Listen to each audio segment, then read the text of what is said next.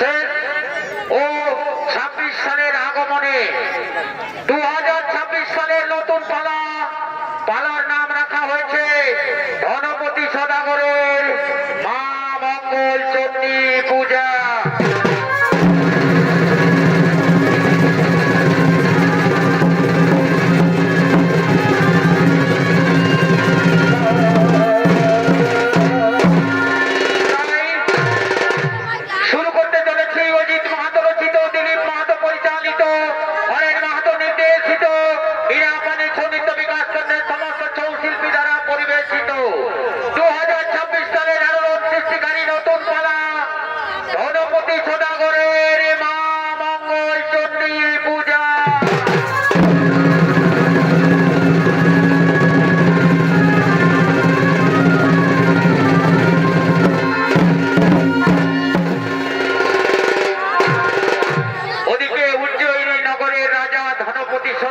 প্রথম স্ত্রী লোহনা, তার কোন সন্তান না হওয়ায় ধনপতি সদাগর সন্তান লাভের আশায় দ্বিতীয়বার বিবাহ করলেন খুল্লনাকে। ওদিকে নিয়তির নিষ্ঠুর পরিহাস খুল্লনাকে তার রাজ্যে নিয়ে আসার সঙ্গে সঙ্গে খুল্লনা মা মঙ্গল চণ্ডীর পূজা শুরু করলেন গোপনে। বিধাতার লিখন খণ্ডন করা দায়, তাই বিধাতা তার গর্ভে সন্তান সঞ্চালন করলেন। ওদিকে খুল্লনা আজ ৫ম মাসের গর্ভবতী, তাই খুল্লনা মা মঙ্গল চণ্ডী পূজা করার জন্য নিজ রাজপ্রাসাদে অন্তঃপুরের দিকে করছেন আগমন।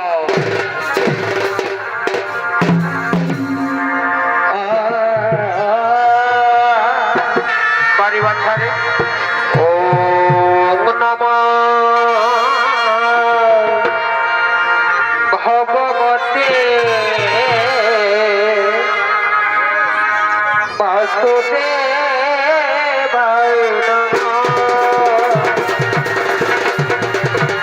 ওম নমঃ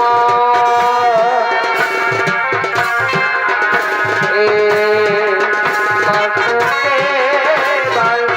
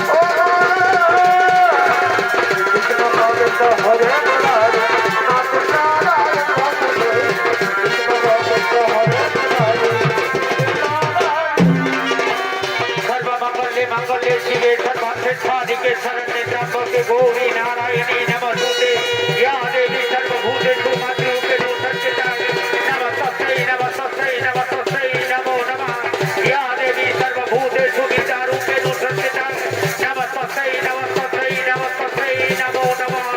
এদিকে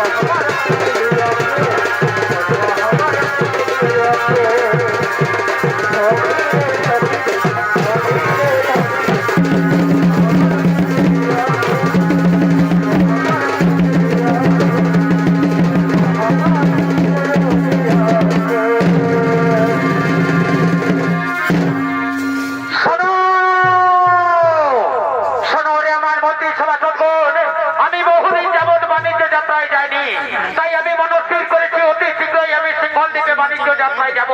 তাই তোমরা যাও আমার সপ্ত ডিঙ্গা তৈরি তোমরা সাজিয়ে দেবে। আর মনে থাকে যেন যে সব দ্রব্য আমি সিংহল দ্বীপে নিয়ে যাব বাণিজ্য করার জন্য, সেই সব দ্রব্য তোমরা আমার সপ্ত ডিঙ্গা তৈরিতে সাজিয়ে দেবে। ঠিক আছে মহারাজ, ঠিক আছে মহারাজ, আপনার একটা শিরোধার্য হয়ে রইল।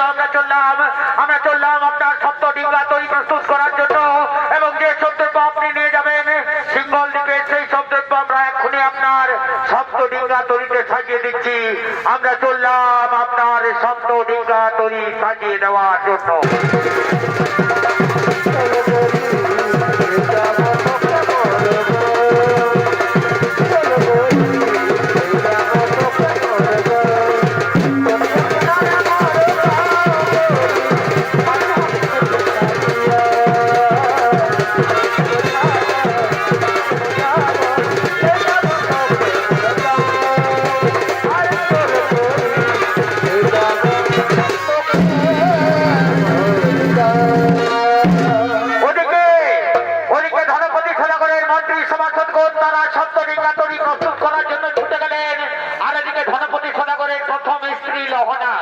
তার সঙ্গীদেরকে নিয়ে রাজপ্রাসাদের দিকে ঘুরছে না আগমন।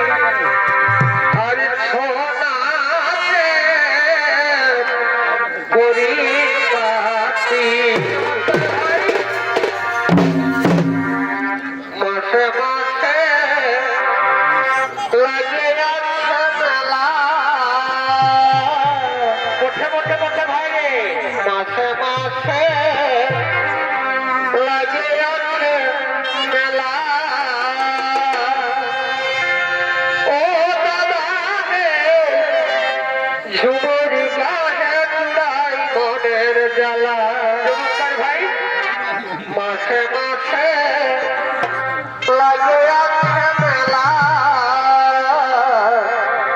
মাসে মাসে লাগে আছে মেলা।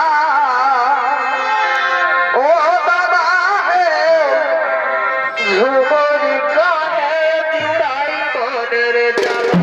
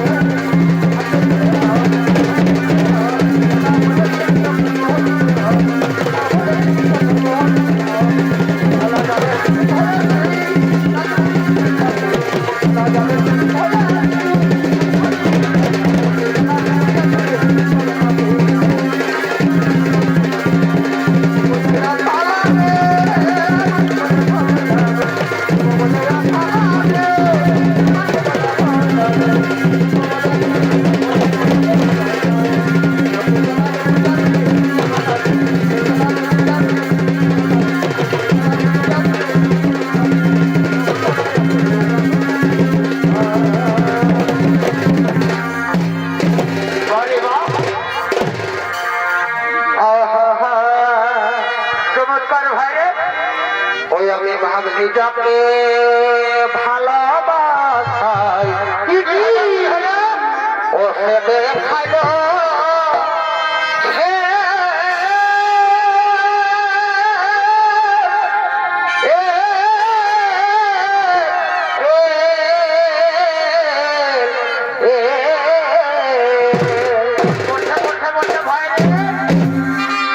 আমি ভাবছি যাকে ভালোবাসাই ও সে দেখালো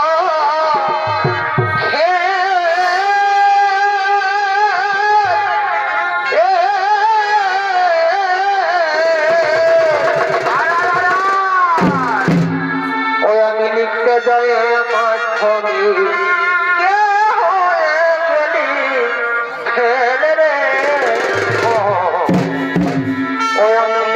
যায় আমার ছবিতে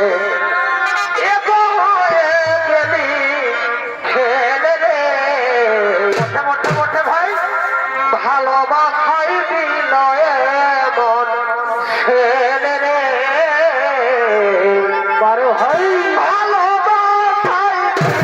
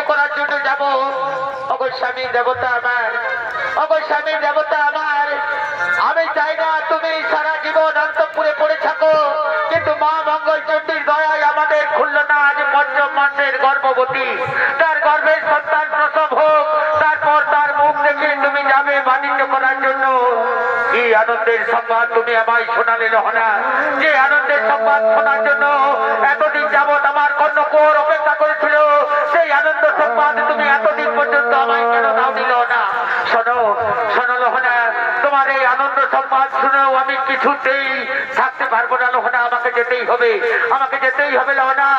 সিঙ্গল দ্বীপে আমাকে বাণিজ্য করার জন্য যেতেই হবে। তাকে দেখো, আমার সপ্তডিঙ্গা তৈরি প্রস্তুত হয়ে রয়েছে। অগর স্বামী দেবতা আমার মা মঙ্গলচণ্ডীর দয়ায় খুলল না যখন আজ গর্ভবতী। এই সময় তার মনে প্রাণে কষ্ট দেওয়া মনে হয় ঠিক হবে না। শোনো শোনো লহনা, বারবার তুমি মা মঙ্গলচণ্ডীর কথা বলছো কেন? আমি শিবের উপাসক, বিভিন্ন অন্য কোনো দেবতাতে আমি বিশ্বাস করি না। আমার রাজ্যে, আমার রাজপ্রাসাদে আমি কিছুতেই মা মঙ্গলচণ্ডীর পূজা হতে দেব না। কোথায় কোথায় রয়েছে খুললো না, তাকে তো আমি দেখতে পাচ্ছি না। ওই তো স্বামী অন্তঃপুরে খুললো না মা মঙ্গলচণ্ডীর ঘট স্থাপন করে মা মঙ্গলচণ্ডীর পূজায় রত রয়েছে। শোনো শোনো খুললো না, তুমি তোমার এই মা মঙ্গলচণ্ডীর পূজা বন্ধ করো। আমার রাজপ্রাসাদে আমি কিছুতেই মা মঙ্গলচণ্ডীর পূজা হতে দেব না। নতুবা নতুবা তোমার ঘটে আমি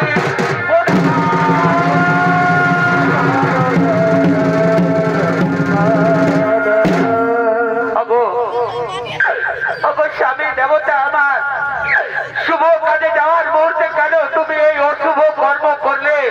শোনো শোনো লহনা, তুমি আমাকে জ্ঞান দিতে শোনা, কোনটা শুভ কোনটা অশুভ তা আমার জানা রয়েছে।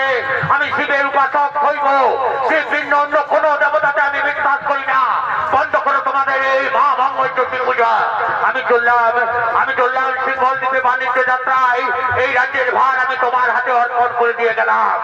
আর একটা কথা মনে থাকে যেন, খুলনার গর্ভে যদি পুত্র সন্তান জন্মগ্রহণ করে তবে তার নাম রাখবে তুমি শ্রীমন্ত, এবং যদি কন্যা সন্তান জন্মগ্রহণ করে তবে তার নাম রাখবে তুমি শ্রীমতী। এই আমার আদেশ, এই আমার নির্দেশ। আমি এখন আছি লহনা, আমি এখন আছি।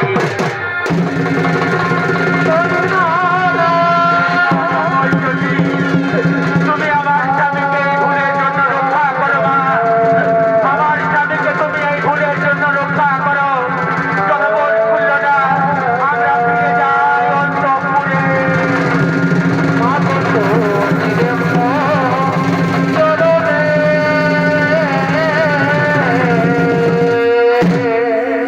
ওদিকে ওদিকে মা মঙ্গলচণ্ডীর ঘটে লাথি মারার জন্য ধনপতি সদাগরের সপ্তডিঙ্গা তরী সমুদ্রে ডুবে গেছে। ধনপতি সদাগরের সমস্ত ধন সম্পদ সিঙ্গল দ্বীপের রাজা শালিবান লুণ্ঠন করে নিয়ে গেছে, তাকে অন্ধকার কারাগারে বন্দী করে রেখেছে। এদিকে বিধাতার লিখন খণ্ডন করা মুশকিল। তাই তো এদিকে 10 মাস 10 দিন পর খুলনার গর্ভে পুত্র সন্তান জন্মগ্রহণ করেছে। নাম হয়েছে তার সীমন্ত। সীমন্ত আজকে 14 বছর পূর্ণ করে পাঠশালা থেকে সোজা রাজপ্রাসাদের দিকে করছেন আগমন।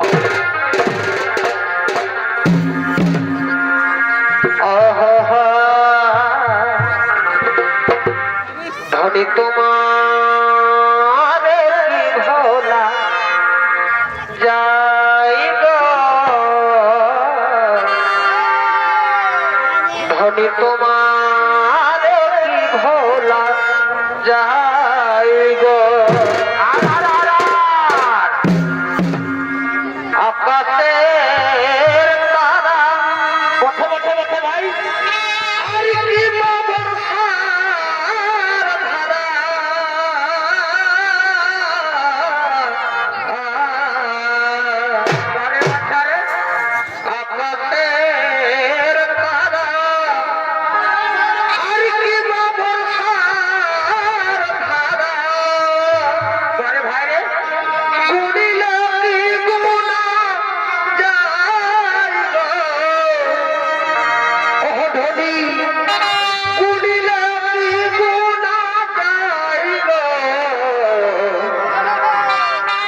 তোমার ভোলা যাই গো,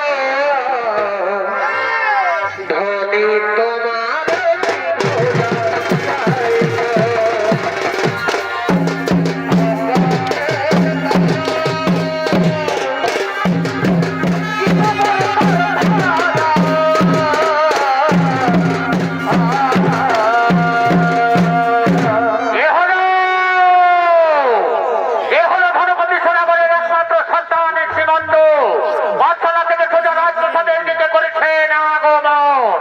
এই শ্রীমন্তের ভূমিকায় আপনাদের আলোক উদ্ভাসিত মহান মঞ্চে যিনি ছৌ নৃত্য পরিবেশন করে দেখাবেন সে হল স্বর্গীয় ওস্তাদ দুর্যোধন মাহাতোর ছৌ সম্প্রদায়ের পক্ষ থেকে জেলার সুনাম ধন্য জনপ্রিয় নৃত্যশিল্পী বিপ্লব সিং সরদার।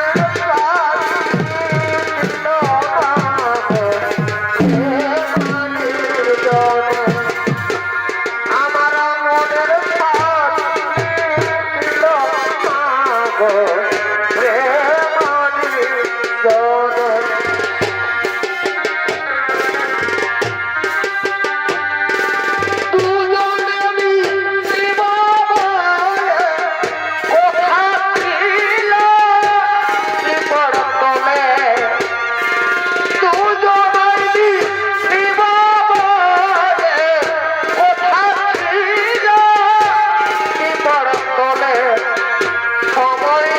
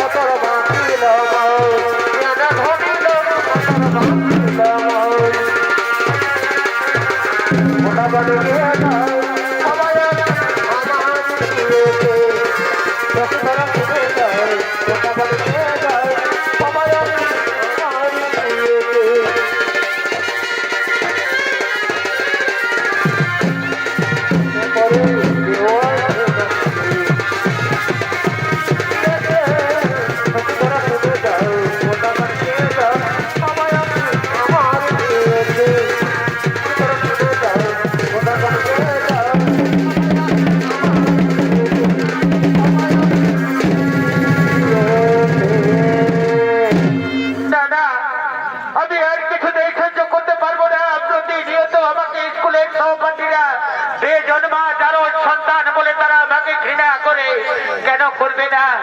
কেন করবে না? 14 বছর পূর্ণ হলো আমার, কোনদিন আমি পিতার মুখ দর্শন করলাম না, অথচ বাড়িতে আমার দুটি মা রয়েছে, তারা দেখবি মাথায় শীতের সিঁদুর দিয়ে করেছে, আমি আজ পর্যন্ত আমার পিতাকে দেখতে পেলাম না। তাই তো আজ যেমন করে আমাকে জানতেই হবে কে আমার গর্ভধারিণী মা, কে আমার পিতা, কিন্তু আমার মাকে তো আমি দেখতে পাচ্ছি না। তাই তো মাকে আমাকে ডাকতে হবে। কোথায় কোথায় রয়েছে জননী, তুমি একবার দেখা দাও মা গো।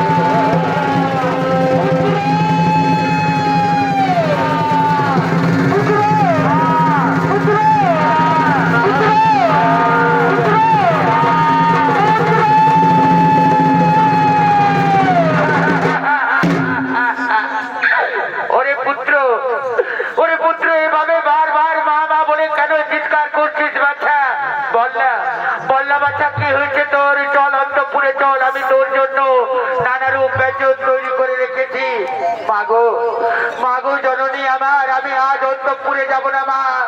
আমি তোমার তৈরি ব্যঞ্জন দূরের কথা, আমি জল পর্যন্ত গ্রহণ করবো না মা, যতক্ষণ পর্যন্ত না তুমি আমার দুটি প্রশ্নের উত্তর দাও। বল বল খোকা, কেউ কি তোকে কিছু বলেছে? কেন যাবি না বাচ্চা?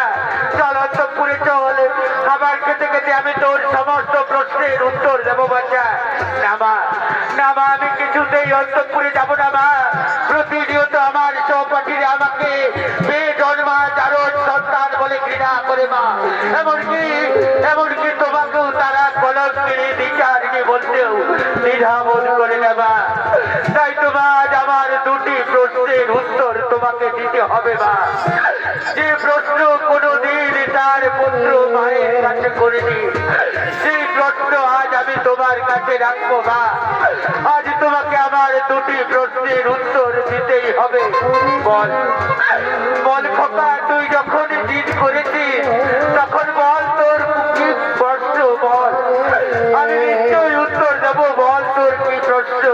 মাগো মাগো জননী আমার, আমি যে প্রশ্ন করবো সেই প্রশ্ন হয়তো তোমার হৃদয়ে বাঁধবে তবু আমাকে জানতেই হবে মা, আমার গর্ভধারিণী মাকে।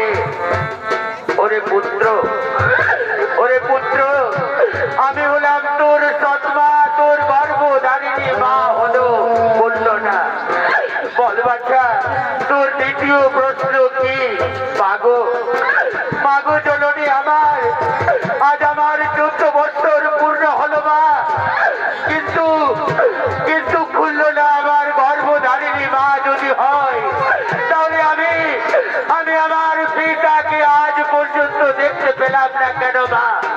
বলো মা, আমার পিতাকে।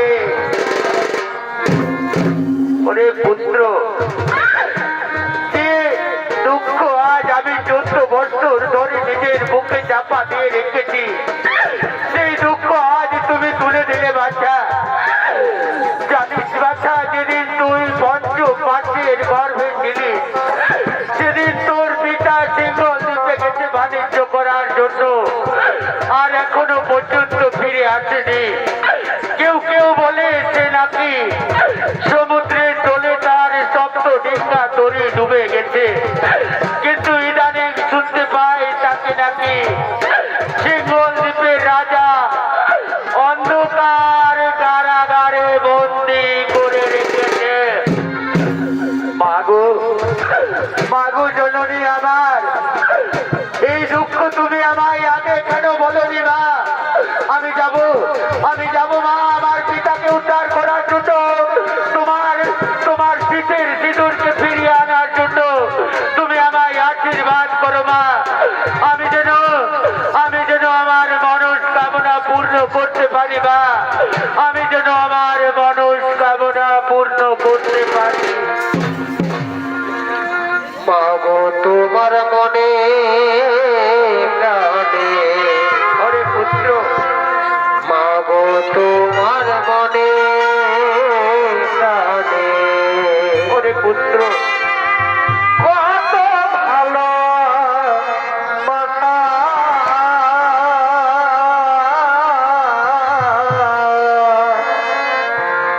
তোমার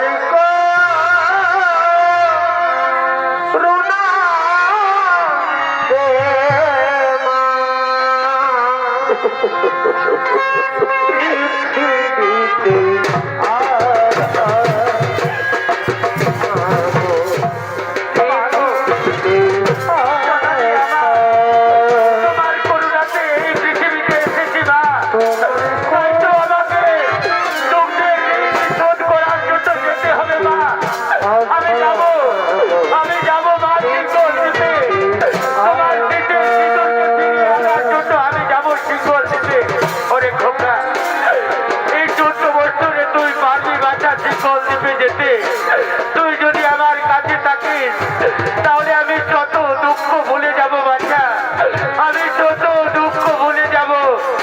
তোকে যেতে হবে না বাচ্চা সিংহল দ্বীপে। মাগো তোমার মনে প্রাণে, মাগো তোমার মনে প্রাণে, কত ভালো বাসা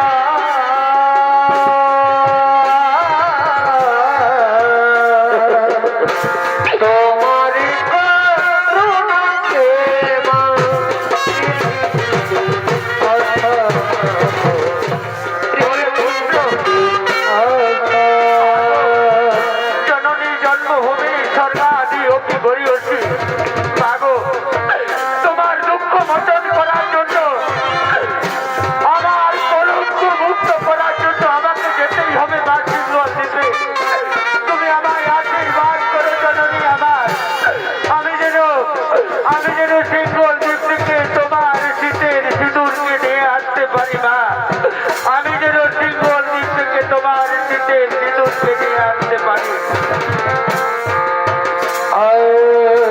কাঁদিস না রে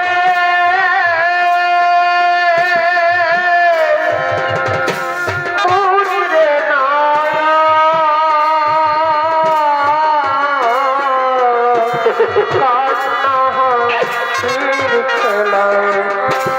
এই তো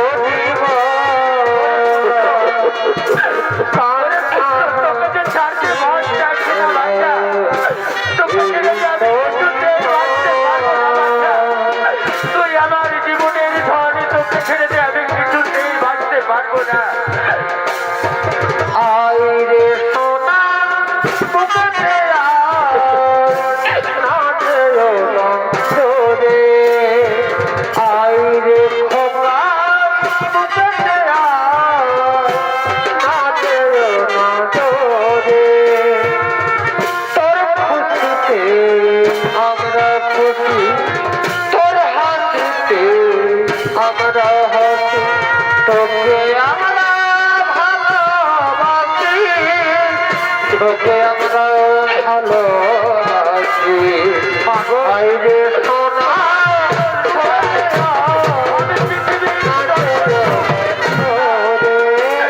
তোমার শীতল ছোঁয়ায় আমি পৃথিবীর সর্বসুখ পেয়ে থাকি মা। তাই তো আমি বিধির কাছে করো জোরে মিনতি করে বলি মা, এই পৃথিবীতে যদি আবার ফিরে আসি মা, তাহলে তোমার গর্ভে যেন ফিরে আসি মা, তোমার গর্ভে যেন ফিরে আসি। ধীর কাছে ধীর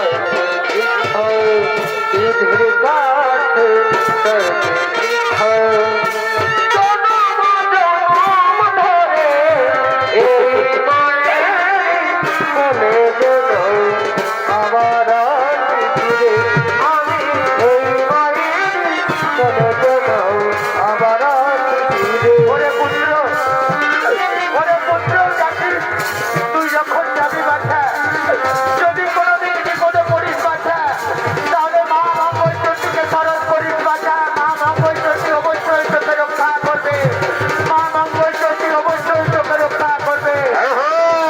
আমি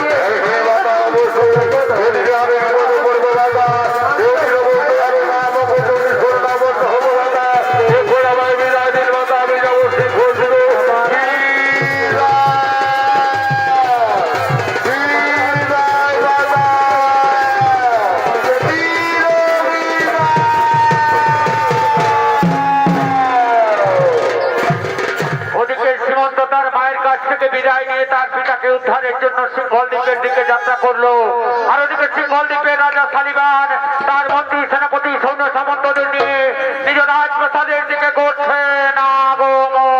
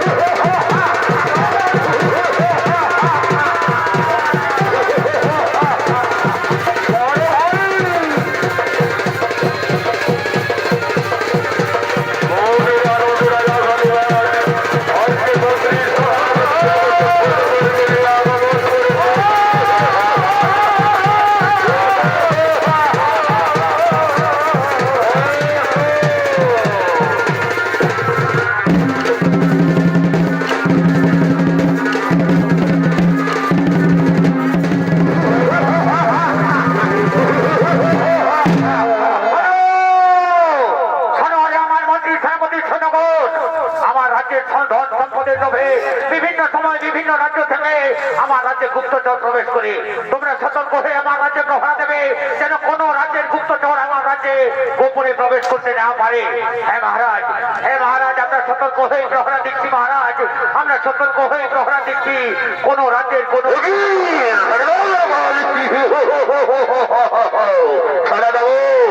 কোথা থেকে তুমি আসো, সত্য করি আমাকে ওরে দ্বারকালি, ওরে দ্বারকাল আমাকে ছেড়ে দাও না ভাই, আমি মহারাজের কাছে যাবো, আমি মহারাজের কাছে যাবো, আমাকে দ্বার ছেড়ে দাও, ছেড়ে দেবো না। আমার রাজপ্রসাদের বাইরে কিসের যত চিৎকার চেঁচামেচি শোনা যাচ্ছে, যাও তোমরা অতি শীঘ্রই দেখে এসো আমার রাজপ্রসাদের বাইরে কিসের এত চিৎকার শোনা যাচ্ছে।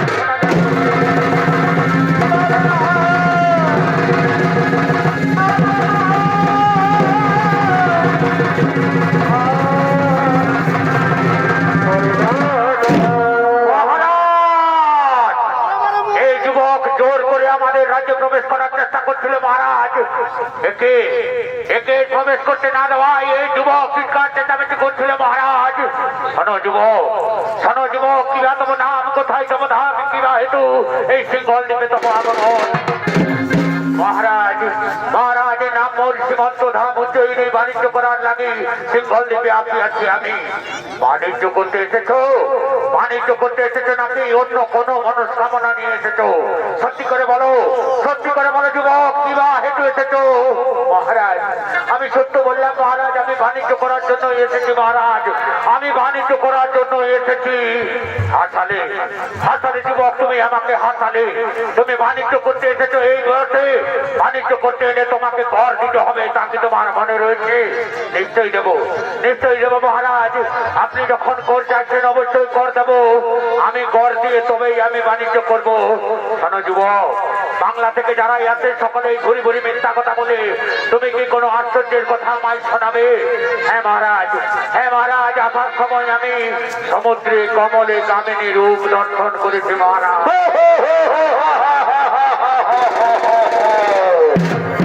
আসলে আসলে যুবক, সমুদ্রে আবার তুমি কমলে কামিনী কেমন করে দর্শন করলে? আশ্চর্য জিনিস কথা বলছো। শোনো যুবক, তুমি যদি আমায় কমলে কামিনী রূপ দর্শন করাতে পারো তাহলে আমি তোমাকে বিনা করে আমার রাজ্যে বাণিজ্য করার অনুমতি দেব। আর যদি না পারো তাহলে পরিণতি হবে ভয়ালো ভয়াবহ। চলুন চলুন মহারাজ, আপনাকে অবশ্যই আমি দর্শন করাবো কমলে কামিনী রূপ।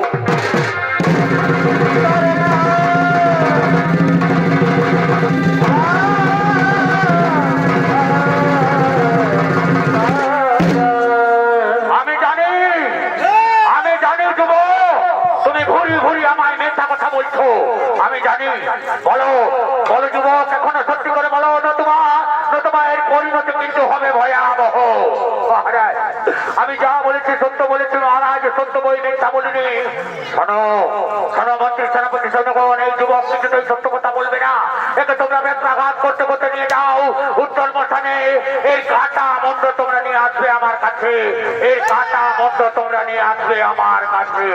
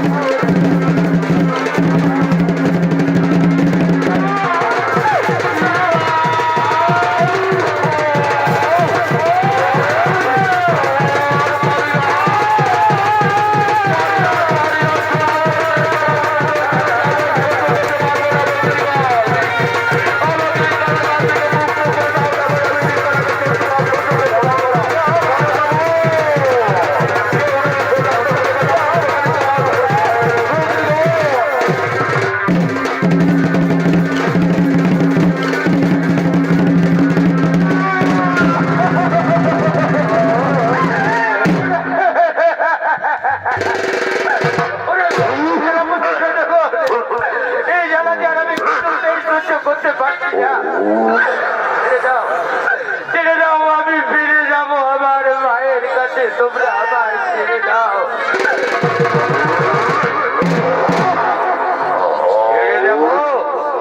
ছেড়ে দেবো? মহারাজের কাছে ভুরি ভুরি মিথ্যা কথা বলে তুই এসেছিস, তোকে আমরা কিছুতেই ছেড়ে দেবো না, তোকে আমরা কিছুতেই ছেড়ে দেবো না। এখনো সত্যি করে বলো, কিবা দেবো না, আমি কোথায় দেবো ধাম? নতুবা নতুবা তোমার কাটা মন্ড আমাদেরকে নিয়ে যেতে হবে। যাও, অতি শীঘ্রই তোমরা জল্লাদকে ডেকে নিয়ে এসো।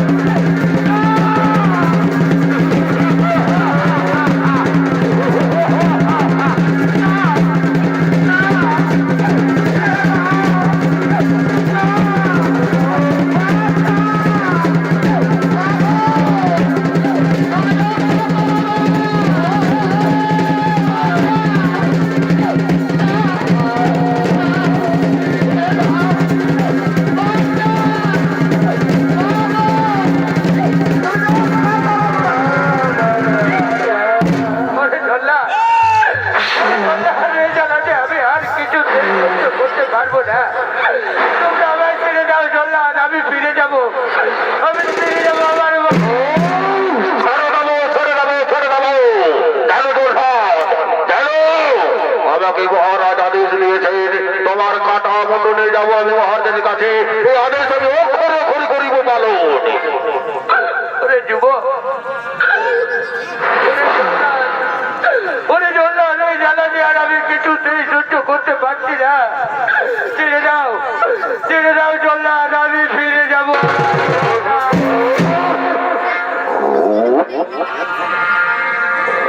মেরো না জল্লাদ রে,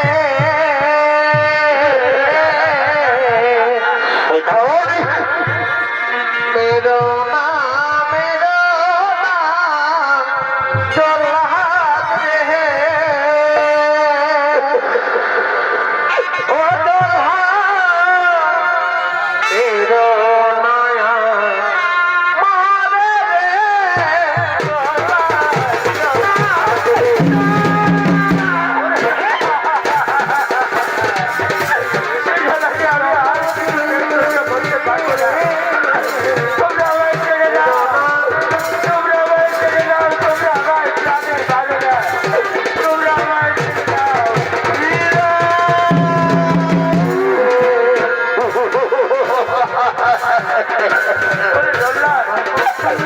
আর কত জ্বালা দেবে তোমরা আমার? তোমার দুটি পায়ে পড়ি জল্লাদ, তোমার দুটি পায়ে পড়ি, তোমরা আমায় ছেড়ে দাও জল্লাদ, তোমরা আমায় ছেড়ে দাও।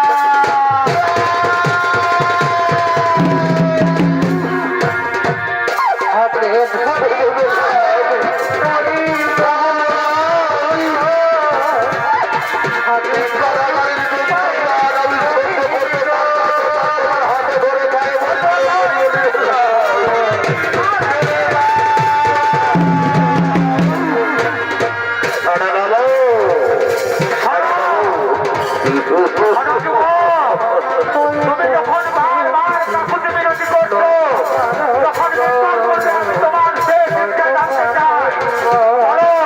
বলো যুবক, মৃত্যুর পূর্বে তোমার শেষ ইচ্ছা কি? মনে পড়েছে আসার সময় মা আমায় বলেছিল, যদি কোনোদিন বিপদে পড়িস তাহলে মা মঙ্গলচণ্ডীকে স্মরণ করিস। আমি একবার প্রাণ করে মা মঙ্গলচণ্ডীকে ডাকতে চাই, আমি একবার প্রাণ করে মা মঙ্গলচণ্ডীকে ডাকতে চাই। মা গো, মা মঙ্গলচণ্ডী, তুমি আমায় দেখা দাও মা, এই বিপদ থেকে তুমি আমায় রক্ষা করো মা, রক্ষা করো মা।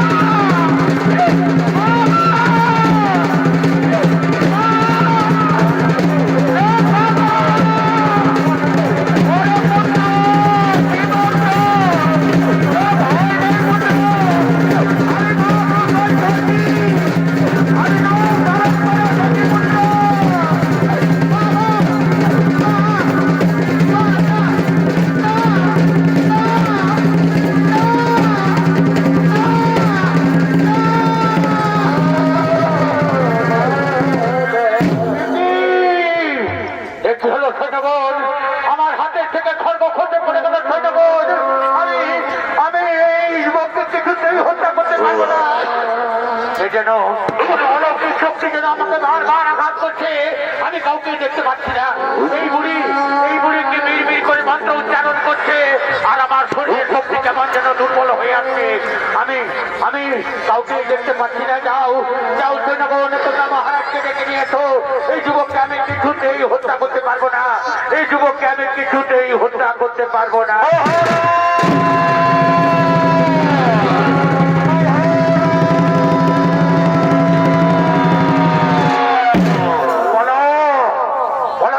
কেন তুমি এই যুবককে হত্যা করতে পারবে না?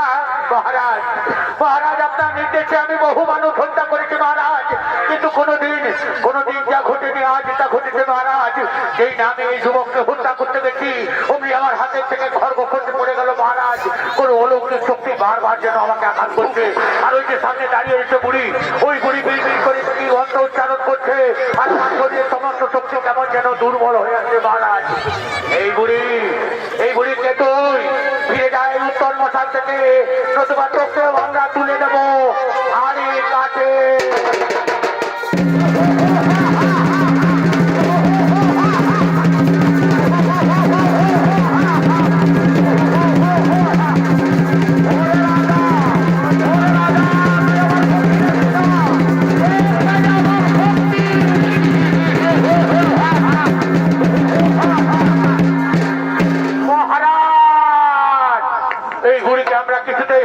তুলতে পারছি না মহারাজ, জানি না মহারাজ এই বুড়ির কি অলৌকিক শক্তি।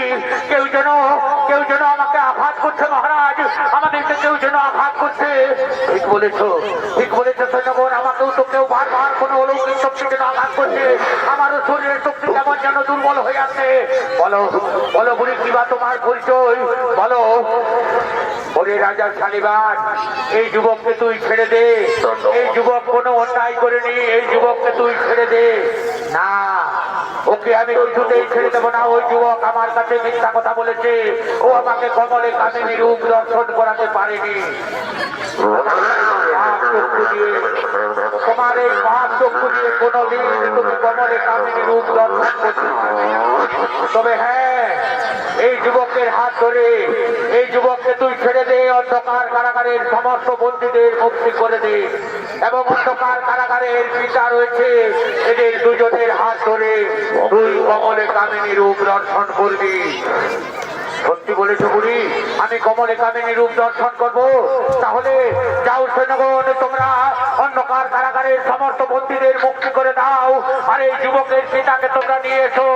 আজ আমি পিতা পুত্রের মিলন করিয়ে দেব, আজ আমি পিতা পুত্রের মিলন করিয়ে দেব।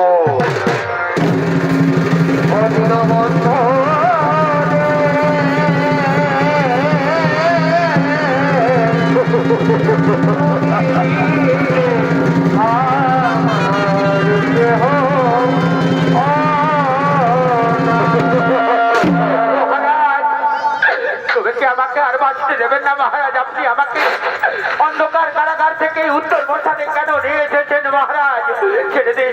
ছেড়ে দিন মহারাজ, আমাকে অন্তত প্রাণে বাঁচতে দিন।